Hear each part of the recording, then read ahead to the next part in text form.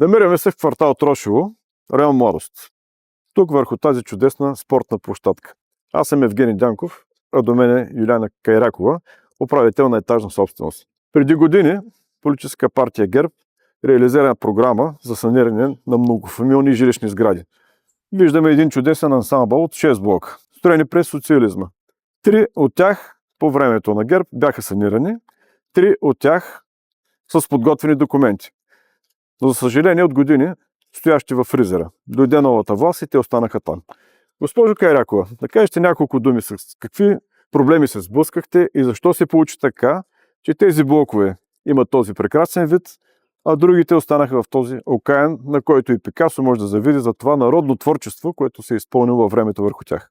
Проблемите са, и то мисля, че е само един проблем. Това е замразената програма.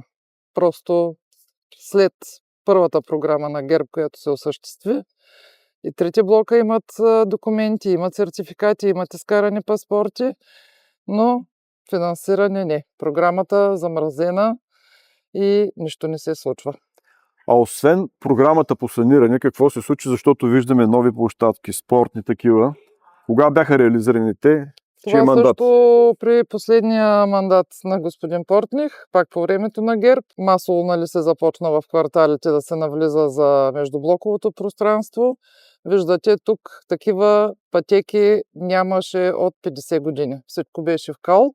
А сега, ако се разходите, ще видите, че даже гражданите се поддържат и зелените площи с озеленяване. Тоест придобиха един нови навици. Да. А къде паркираха? Ми е интересно, тъй като виждам нови паркоместа. Паркирането беше страшно в кълта, а сега, точно между тези малките блокове, сега вече има паркинги и то с много паркоместа. Благодаря ви. Ако искаш да виждаш такъв блок, а не такъв, на 19 с бюлетина номер 15.